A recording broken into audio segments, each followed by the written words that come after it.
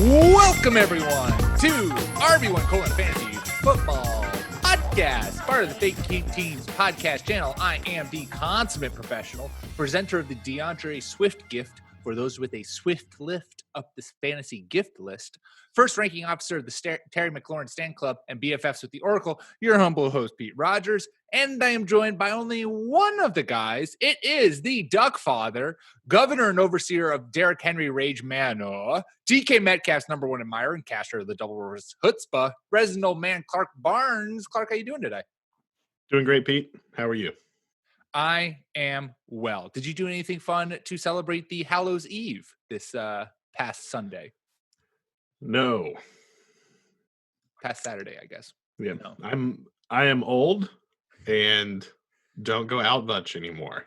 So, yeah. The one of the young ladies at one of the coffee stands that I go to had a very racy police officer uniform on. That's my only Halloween story this year. Both topical and Halloweeny, I guess. Yeah, we didn't have a big unintended either for you adults out there. Thank you.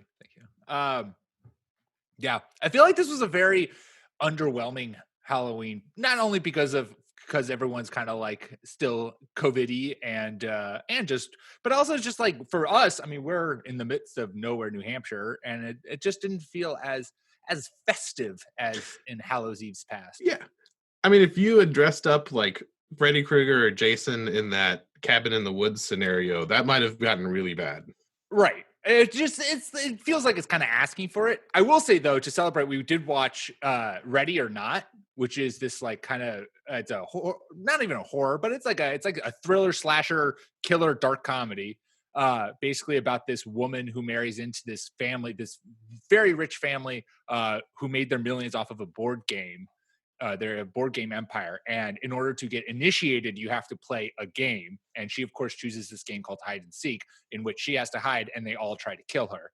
But she doesn't know this until later into the movie. Very bloody, very funny. 10 out of 10 would recommend. So we did that. A teen horror movie to celebrate Halloween. Believe it or not, Pete, I have seen that movie and agree that it is good. I would give it a C, which to me is like very high company. What is an A movie to you? Blazing Saddles. Oh, well, that holds water. Wow, I can't believe that there is a movie that we have both seen, an obscure movie too. I'm quite impressed with you, Clark. Yeah, you reminded me. I watched a movie called Alone because it had zombie in the description. I was like, I'm in for that. And apparently it's an almost shot-for-shot ripoff of a Korean movie called #Alive. And we watched both of those in the past week. I was very upset. I walked out of the theater on the second one. Using air quotes for the podcast listeners. Anyway, That's all the movie talk I have in me. All right. Well, there you go. As we do on Tuesday's show, we got some waiver ads for you. We're with the trade deadline tomorrow. We're going to, today, as you are listening to this, we're going to talk some moves we'd love to see. But before we get into all of that, let's talk some Week 8 news and reactions. So the biggest thing in the news, we had two pretty big injuries go down in the Seahawks versus the 49ers game. Jimmy G left the game early. George Kittle left the game. And now we have confirmation on both those injuries. Jimmy G is out 6 weeks with an ankle sprain, and George Kittle is out 8 weeks with a broken foot. And likely George Kittle might just be done for the year. 8 weeks puts him coming back at week 16, week 17, which I don't think the 49ers could be making a playoff push this year. So it seems a little bit silly, but the talking heads, Clark, need to know 49ers offense looked lost. I watched the beginning of this game because I put a lot of stock in Brandon Ayuk being really good. And the 49ers offense looked lost with Jimmy G under center. He went 11 for 16, 84 yards, and an interception before he left with the ankle injury. And in step Nick Mullins went 18 for 25, 238 yards and 2 touchdowns. Finally got my boy Brandon Ayuk involved. Is the 49ers passing game worse off with Nick Mullins, or is there not that big of a drop-off? Or did we see the last of Jimmy G in a 49ers uniform? I don't think that there's much lost with Jimmy G going out, and this is really just an opportunity for the Niners to see what they have with Mullins.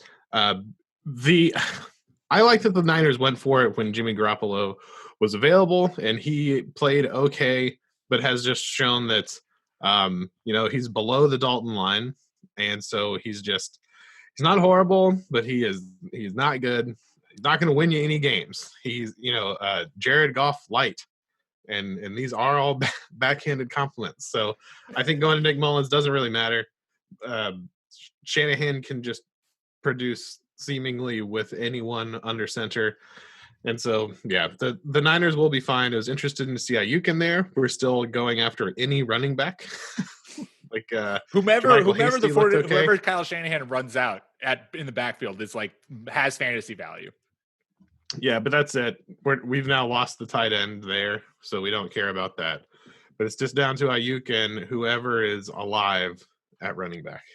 Yeah, and Deebo Samuel, I think, isn't supposed to be out too much longer, so hopefully he'll come back, and obviously he'll be a very key member of this passing game. It is really interesting, just the Jimmy G, Jared Goff parallels. Like, I feel like these kind of offensive-minded head coaches, this is – so someone posed this to me on Twitter. Basically, actually, it wasn't even someone. It was Matthias Wadner for the who writes at Fake Teams. And so we were talking on Twitter. I said, is this the last we've seen Jimmy G in a 49ers uniform? And he was like, I kind of want to see Kyle Shanahan have a rookie quarterback and like build this off, like basically get the quarterback that he wants for his offense. And it is interesting that it seems as though for like McVay's offense, for Shanahan's offense, for these offenses where they are constructed, like there is this clear idea as to what the coach wants to do.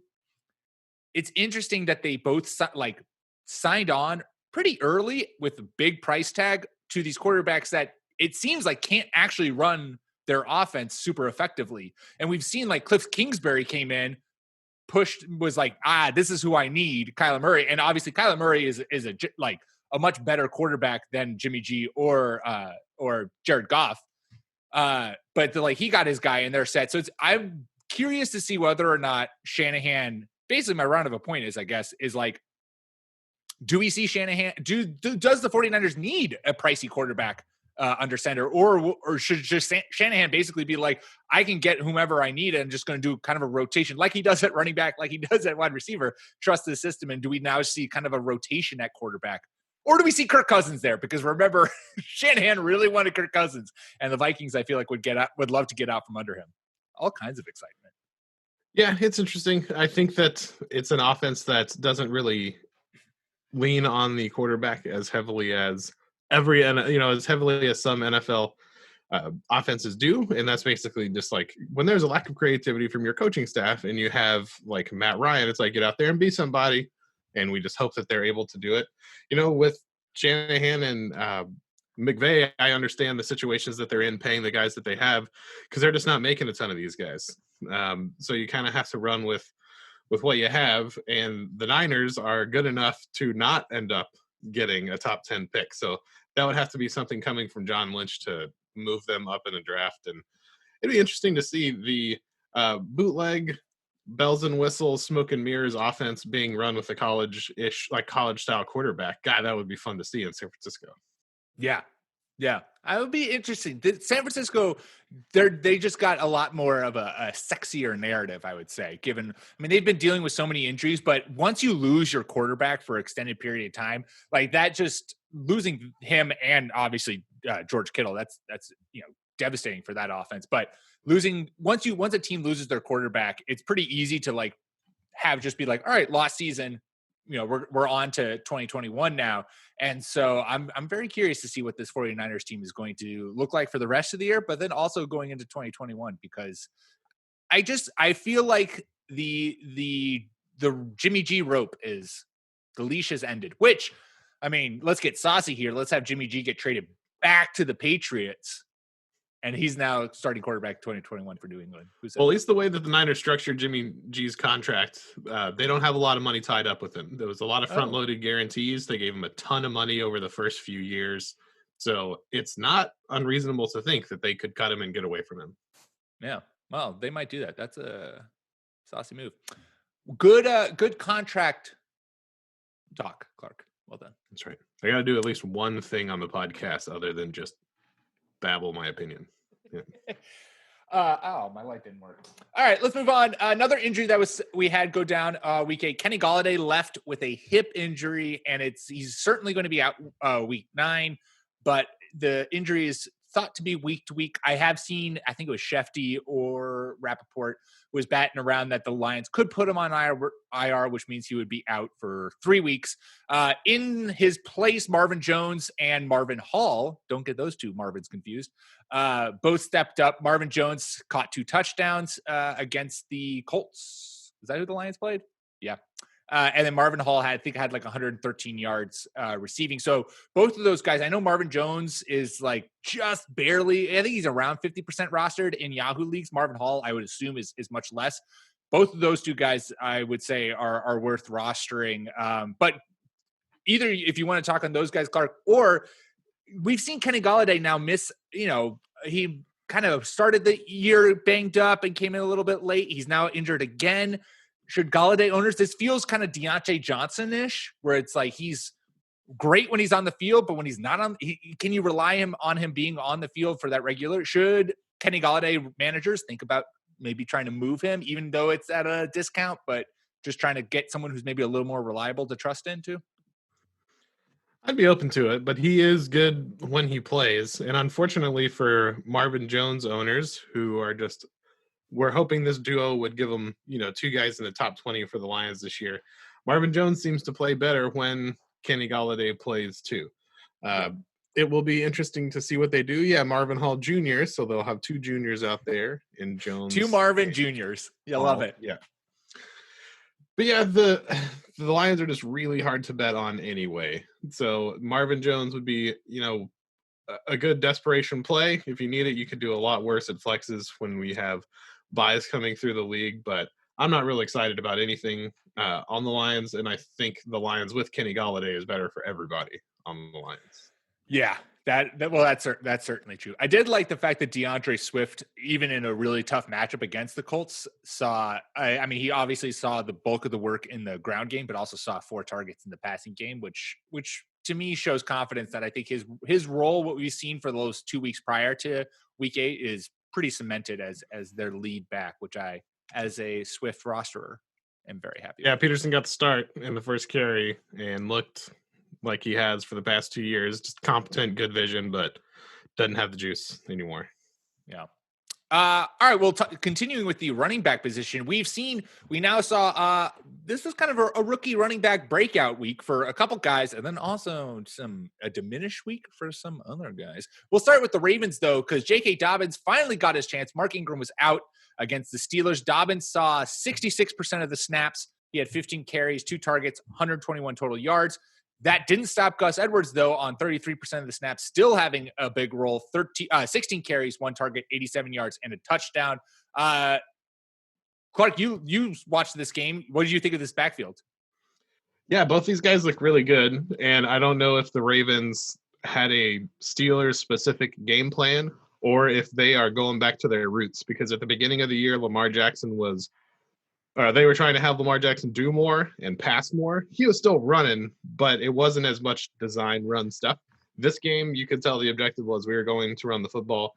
Gus Edwards and J.K. Dobbins looked great. I think this is definitely the nail in the coffin for Mark Ingram's fantasy value. So if there's anyone holding on hope for him and you can get, anything from him, hit him in somewhere, should go for it. Gus Edwards looked really good. And they finally ran him outside instead of just running him up the middle all of the time. And J.K. Dobbins looks like he's going to be a star. So yeah, Gus Edwards is going to get paid, and we should keep an eye on where he goes if he goes somewhere. And for everyone who's been waiting on J.K. Dobbins, it's not going to happen that he's going to get all of the carries and all of the snaps because they just run the ball too much, and that's good for you. But the person you drafted is he's what you thought you were getting. He's fantastic. Yeah, and you're totally right that the Ravens definitely have returned. They came out of the bye and really re-emphasized the ground game, which is something that they were kind of getting away from earlier in this season. It does make me real nervous about this passing game, just because, and even Miles Brown Marquise Brown, excuse me. Marquise Brown came out after the game and tweeted out something basically like, if you have these soldiers, why not use them? Oh man, I don't love the fact that I had Marquise Brown in all of my leagues because I was like, oh, this is it. Everything's going to click for him. It's going to be awesome. He had 2 targets against the Steelers. Willie Snead led the team with 7 targets. This passing game is worrisome. Yeah, I guess I didn't think about it because this passing game's dead to me, and it has been for weeks. I don't know what happened, but Lamar Jackson forgot how to pass. His motion seems to have gotten worse. I don't know. It's not great. And maybe I'll help the Ravens out later in the podcast with a saucy trade.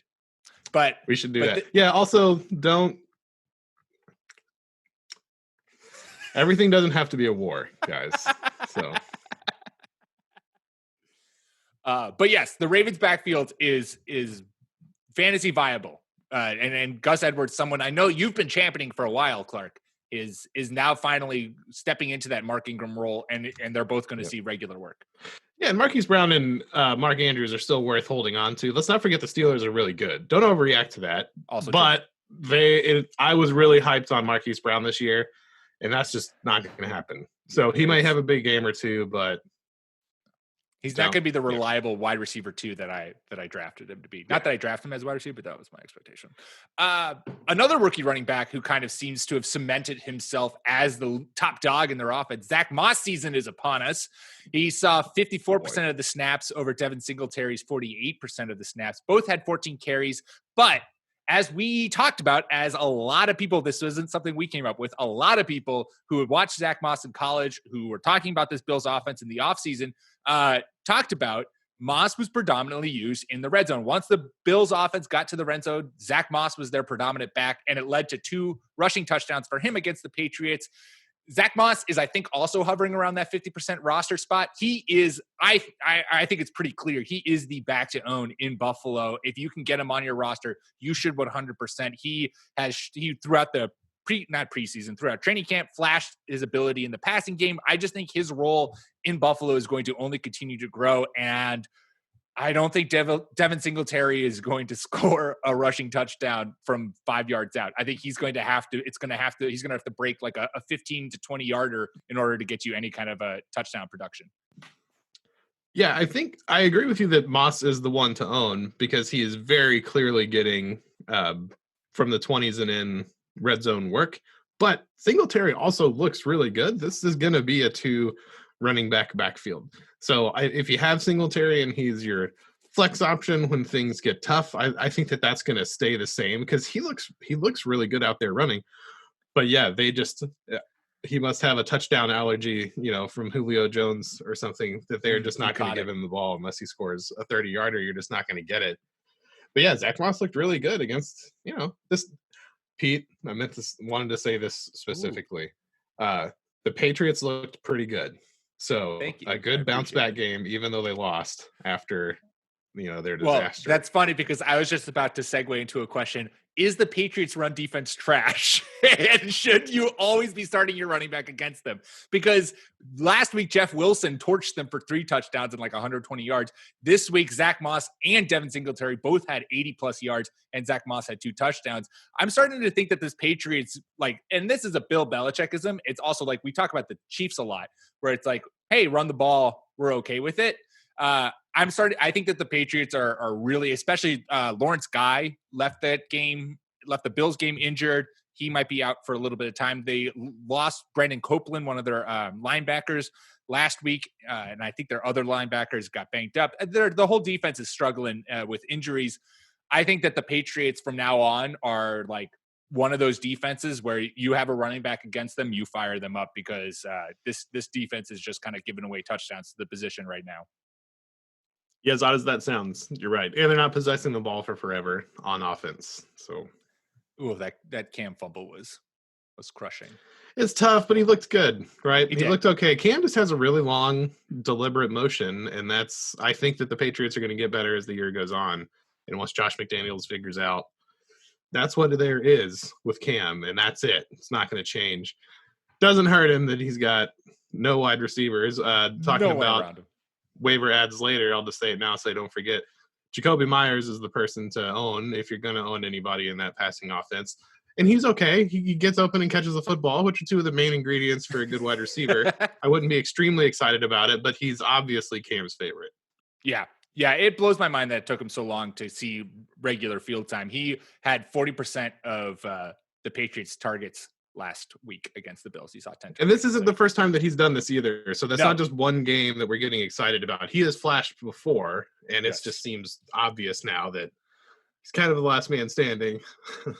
So now he's going to be leading that offense. A rookie running back who just didn't get the memo that it was time to break out. Jonathan Taylor, I don't know what he did, what he said. Like, for whatever reason, man, this guy cannot get charge of the Colts backfield. He had 33% of the snaps, 13 touches for 31 yards, and he's dealing with an ankle injury. I know that kind of slowed him down, but he has not looked as explosive or compare that to Jordan Wilkins, 51% of the snaps, 21 touches, 103 yards, and a TD. And then Nyheim Hines obviously went off in the passing game. I mean, went off. He scored 2 touchdowns on 3 catches. So I don't really know if I can rely upon that production, but he certainly put up a huge game on my bench. You'll love to see that. What is happening here, Clark? Why isn't Jonathan Taylor? This felt like the game against the Cincinnati Bengals or against the Titans. Who did the Colts play? God damn it. Lions. It was the Lions. So What happened? I didn't know that Jonathan Taylor was injured, but I watched this game and just thought, Jonathan Taylor, one, doesn't look like he did earlier in the season. So I don't know if he's hitting the rookie wall or what. So if he has an ankle injury, it is definitely slowing him down because Jordan Wilkins is a C-level running back. Yeah. You're going to have a couple of those guys on your team, and you're happy to have them on their team because they're young and they're cheap and they are, technically competent. But Wilkins is a very deliberate, slow runner. Not slow, but like methodical. All the good things that Le'Veon Bell did, just not the burst to really take advantage of it. And he just had a good game. And so I'm not worried about it. I'm worried about the Jonathan Taylor injury because you watch both of these guys play and you're just like, neither one of them are anything very special. And now understanding Taylor had an injury, that makes more sense. I'd keep an eye on the injury. I think it's obviously Jonathan Taylor's gig. Wilkins is – I'd be more concerned about Nyheim Hines getting a lot more run than Wilkins really taking over the backfield here. Yeah, I was fully locked in. I had Jonathan Taylor in a couple of DFS lineups because I was like, all right, against the Lions defense, like this just feels like his time to emerge, and it did not come to fruition. So hopefully the ankle injury isn't anything too serious. It doesn't seem like it's something that's going to keep him out. It might be something that just lingers with him, which kind of puts a cap on the worst. Which is exactly not at all what you want. Also, Nyheim Hines is like 30% rostered in Yahoo leagues.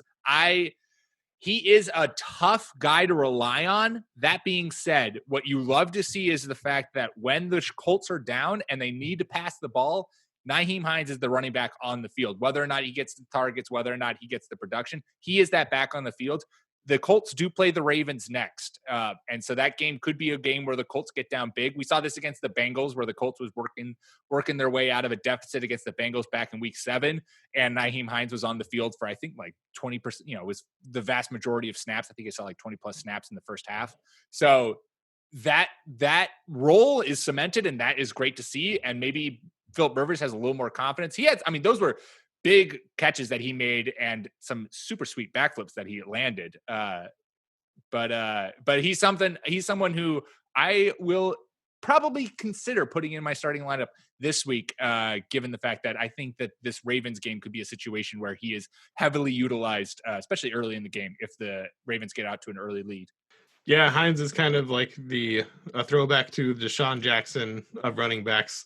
Highly likely to get you 3 points in a PPR league, but 4 times in the season, he's going to get you 20 plus.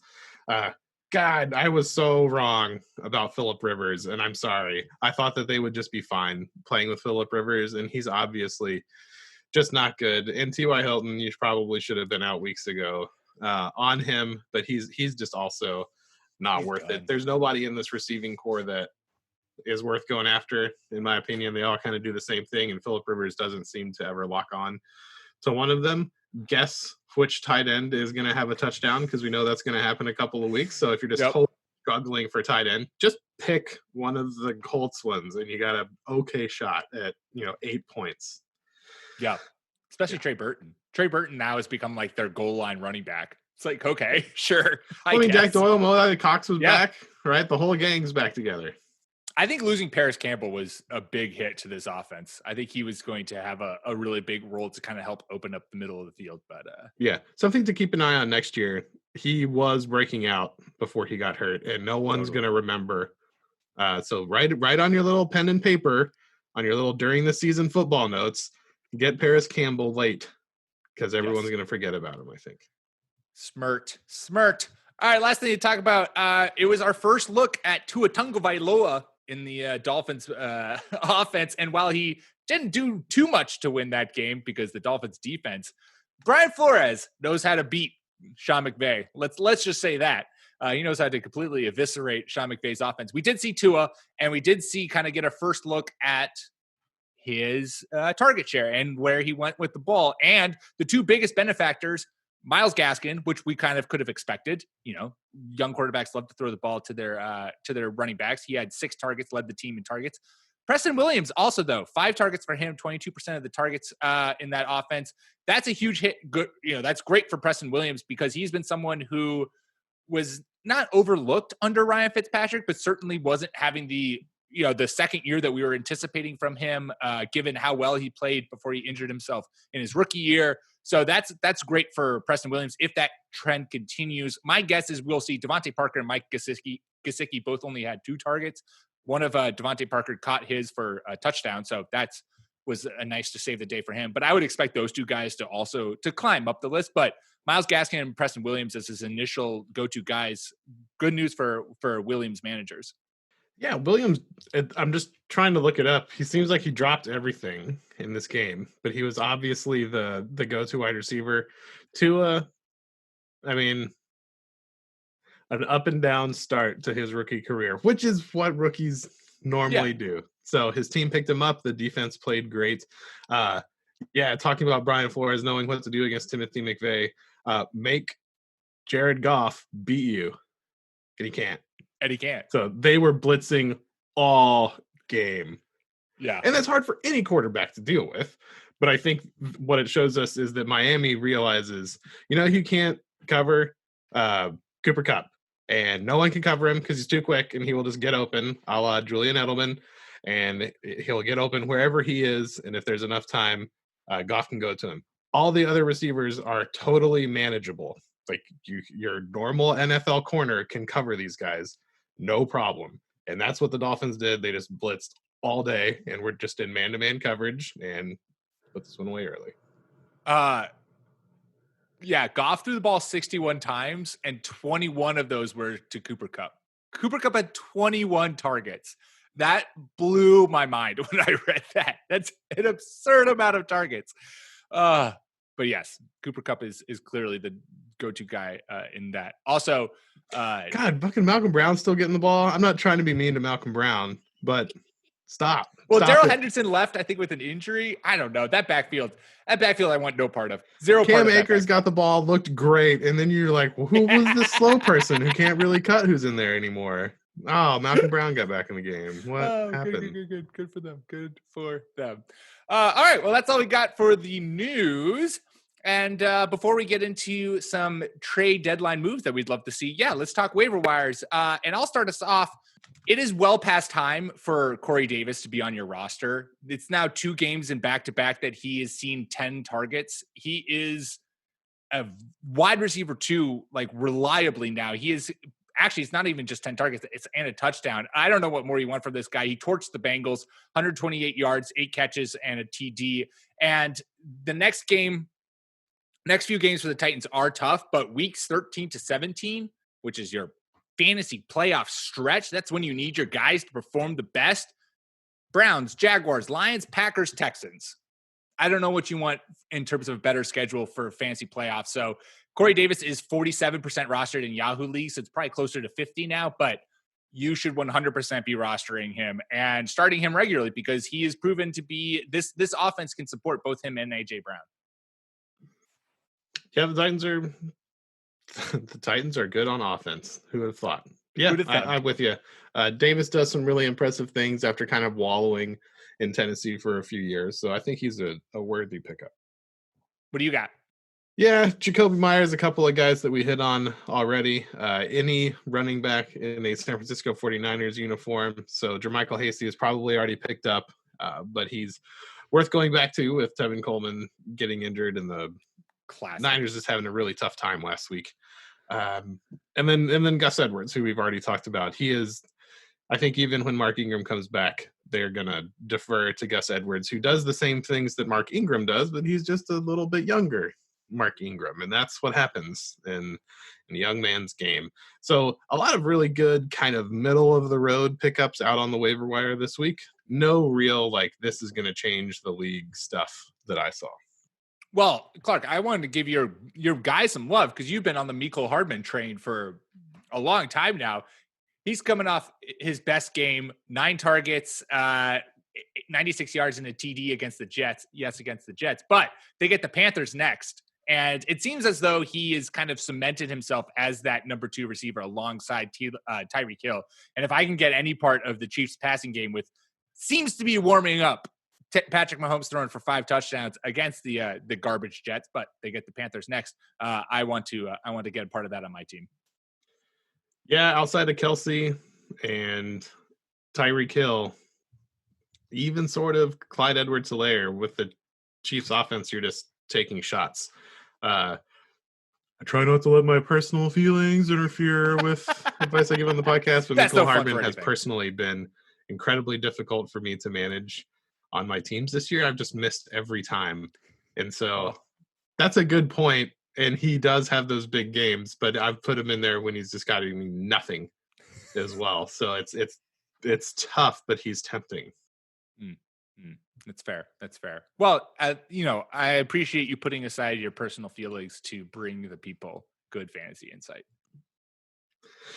Yeah, I mean, you're going to do it. And then what's his name Damian Williams, that we all forget about all the time, is going to get Marcus 8 targets and 125 yards and a touchdown. And Mecole Hardman's going to get like a bunch of great kick returns. Very nothing. All right. Well, before we talk about some trade deadline moves that we'd love to see, let's take a quick ad break. All right, we are back. And as we all know, well, maybe we don't know. I feel like there's a lot of other things that maybe are more important on today, Tuesday, November 3rd, rather than the NFL's trade deadline. But NFL trade deadline, not really. Nothing comes off to the top of my head. NFL trade deadline is happening tomorrow/today, as you are listening to this. I think it's like at 3 p.m. it stops. We've seen some trades go down already. None of them offensive. It's all been defensive stuff. I know today or Monday, Quan Alexander got sent off to the Saints, and we've seen some other one. Desmond King, I think, went to the Titans. So a lot of defensive movement, no offensive movement yet. But we have a couple of guys who we would like to see moved for maybe fantasy purposes, for fun purposes. So Clark, why don't you start us off? What's a trade that you would love to see go down at the deadline for just the betterment of society? So while I don't think that either of mine are going to actually happen, they should happen. They just, it's like when you have just an absolute garbage team in baseball and some guy with a 2.5 ERA who's got like 100 innings in, like get this guy off this team that can't use him and get him onto a good team. And this should make so much sense for everyone. And so it's definitely not going to happen. But the Miami Dolphins should trade Ryan Fitzpatrick to the Dallas Cowboys for like a 6th round pick. That'd be fun. % this should happen. That'd be fun. I know we've talked about it before, but like, why not do that? But this should be talked about even more because this, like the Cowboys, this is the beautiful thing, and I can't believe I'm describing the NFC East as beautiful, but this is the beautiful thing about the NFC East being just a hot garbage pile of shit, is that none of these teams are out of it. Like even the fucking trash-ass Cowboys who got their ass handed to them, not even handed to them by the Eagles. The Eagles barely won that game with Ben DiNucci playing under center. Like, go get Ryan Fitzpatrick and just let this offense be back to this like fun, explosive thing. Who cares if you don't have a defense? Ryan Fitzmagic can like chuck 400 yards and 5 touchdowns with this squad easily. Oh my God, I need to see this. It just would make the Cowboys so much more excitable. And since we have all of these goddamn NFC East like primetime games that we're going to have to sit through for the rest of the year, do it for the betterment of us fantasy and football watchers. Do it for the fans. Give us a Cowboys team that's actually going to be fun and exciting to watch rather than Andy Dalton checking down and Ben DiNucci fumbling the ball every time he touches it. Yeah, and Fitzpatrick has worked in some places with horrible offensive lines before. He has some moves. He's an older fella, but he can move around a little bit.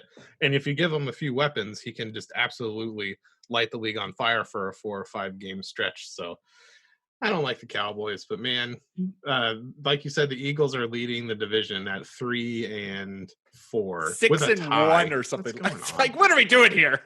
Yeah, go make that move.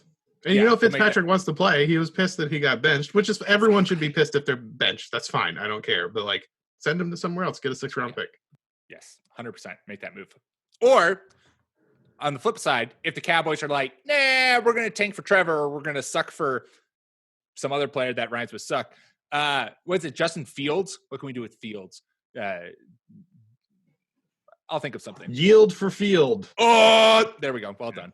Well done, Clark. That is the quick, spontaneous thinking that we pay you the big dollars for. The Cowboys might just want to blow things up. And in that case, can I please, Jerry Jones, please, let's free Michael Gallup. Michael Gallup has not been what he was last year in this Cowboys offense. He seems to be playing fifth fiddle to everyone else on this offense. You know who could use a beautiful downfield threat like Michael Gallup is the Green Bay Packers. Aaron Rodgers is having a Rodgers-sance, being able to chuck the ball over. But outside of Devontae Adams, he doesn't really have that much to throw to. So let's get him Michael Gallup, get someone who can stretch the field alongside Devontae Adams. The safety, if you're playing single high, has to pick one of those two guys to cover. The other one's in single coverage, and Aaron Rodgers chucks it up to him, and we have touchdowns galore. As a Michael Gallup manager, I would love to see this. This would make me very happy. So let's give the Packers more offensive weapons to really, really get this team pushing for a Super Bowl run. Yeah, the problem with the Packers isn't on offense, even though the target funnel is basically just a hose from Aaron Rodgers to Devontae Adams. This would be great to see. Gallup started really coming on last year and looked fantastic, and is now just buried and caught in the mire with all of the misfortune that's befalling the Cowboys. So this would be a fun trade, really, like any competent wide receiver to the Packers that someone brings up and be like, yeah, that'd be fun. We should do that for sure. Yeah, how do you feel about the Will Fuller rumors? No. As a Texans fan, don't do that to me. Don't put that evil on you. Yeah people. Go ahead. When you have the reason I like the Michael Gallup trade is the Cowboys don't have a quarterback right now, and they have other good wide receivers. The Texans, as horrible as they have been, are not out of it and have a quarterback for the future. So I hope they don't blow it up, because when you blow it up in the NFL and you're good enough to pick like 12th or 15th, you just get stuck in this horrible spot of not being able to get that top tier talent, and needing it to move forward. So what are they going to get for Will Fuller? No one's going to give him anything, right? So, Michael Gallup last year, 1,100 yards, 6 touchdowns. Like, let's not forget that this guy was a very good wide receiver and is just doing nothing in Dallas and needs to be set free. Clark, do you have another trade that you would love to see go down?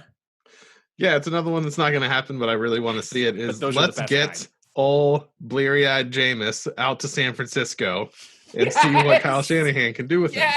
Yes. Oh my God, I'm hearing this for the first time, and I love it.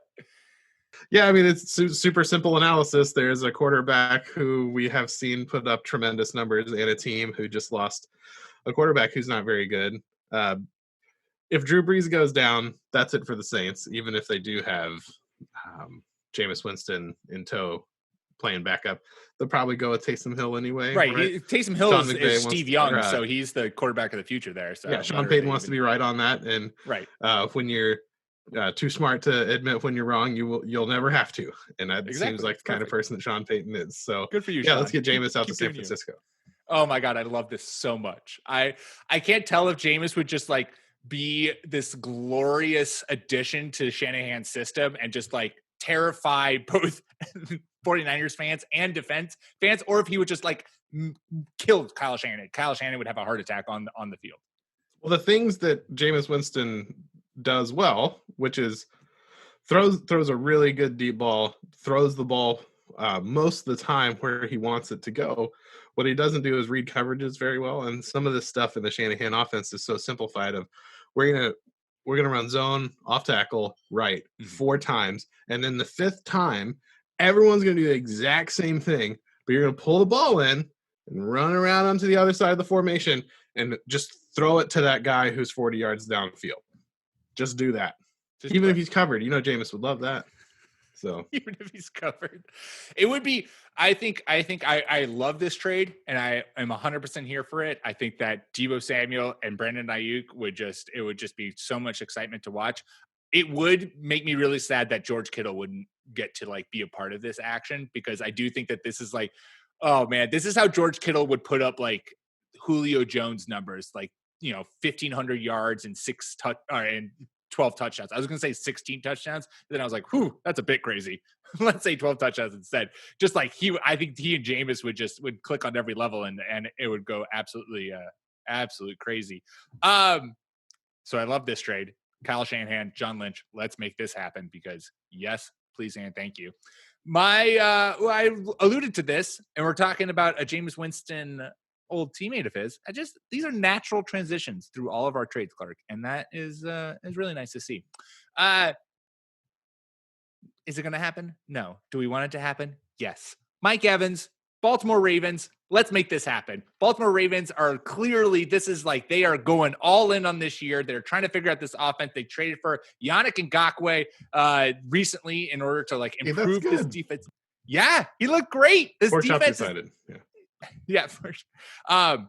And now let's fix this offense. And what better tool to give Lamar Jackson than a tight end who plays on the outside? You can't say no to these things. It would just be incredible. It would give Baltimore a legit number 1 wide receiver. It would help kind of mask some of the errant passing that Lamar Jackson has been experiencing. It would free up space for Marquise Brown to thrive, for Willie Snead to thrive, for Mark Andrews to like return to what we saw last year maybe. And of course, this ground game would just go balls to the wall, Zerko. So let's make this happen. The Buccaneers, you signed Antonio Brown. I know Chris Godwin is banged up right now. Antonio Brown, Scotty Miller, Rob Gronkowski. It's still better talent than Tom Brady has had in like the last 10 years in New England. So Brady's not going to complain. Let's go send Mike Evans to Baltimore. I admire your creativity here. Thank you. And I think that you said this just to plant this idea in my head, because you knew that you couldn't say this. Mike Evans would be much better served going to a team like New England, where the problem is that they don't have anyone to catch the football. Not that all of the people they have to catch the football are quite talented, but for some reason, the quarterback forgot how to throw it. So moving Mike Evans, very interesting. Let's send him to New England. If what Cam did with, what's his name, your boy, the giant mound Kelvin Benjamin? Is that what we're talking about? What's that? Kelvin Benjamin? Oh my God. Shot from the dark. If he did that with Kelvin Benjamin, what could he do with someone who's really good? Like Mike Davis. This is true. Yeah. Kelvin Benjamin, rookie year, 1,000 yards, 9 touchdowns. Okay. So Mike Evans stops that. An absolute giant who is fast. We thought that this might happen with DK Metcalf, and we don't have to talk about him very much, but Jiminy Christmas, he's walking the field after scoring a touchdown, surrounded by all the other little mighty might wide receivers that the Seahawks have, and they all come up to like his shoulder pads, and DK Metcalf looks like somebody's dad out there playing against he looks so good. And Tyler Lockett's still awesome. I know he came back to earth, but like, man, the Seahawks actually went out and got Russell Wilson some amazing weapons. The first DK Metcalf touchdown that he scored, in which he caught the ball on just like an in route, and then like went under the defense, hit the sideline, kept his feet in bounds, and then outrun everyone 20 yards down. It was he is unfair. He is reaching like the peak level of Gronkness where you're just like, this guy is physically bigger, faster, stronger than everyone else on the field and is just a cheat code. Just throw him the ball and he's going to do something amazing with it. It's one of those rare wide receivers. If you are just the fastest guy on the field or just a tall guy who can catch the ball, you're going to have a great career. And we see guys like this come along every once in a while, like Julio, like Megatron, like Andre Johnson. These guys are just huge. And then you have an angle on them and they hit the Jets. And you don't know what happened. You just can't. Like 4 people had an angle on him. It was insane. And he just hit the turbo button. If you haven't seen that touchdown, go watch that touchdown because it is truly incredible. DK Metcalf is I mean, he already is making every team look stupid for letting him fall to the last pick in the second round, but he is going to continue to make everyone look stupid. If Mike Evans is too costly for the Ravens, San Diego Chargers aren't going anywhere. Let's be honest. They had double-digit leads in their last 3 games and somehow managed to lose all of them. So this team is not good, and I could see this team wanting to continue to kind of suck it up to keep their draft stock. I know they got his 5th-year option, but maybe they don't want to sign Mike Williams to a big long-term deal. And so I feel like Mike Williams also could be another good, viable target for the Ravens. Again, I think what they're missing is what we saw with Cam, right?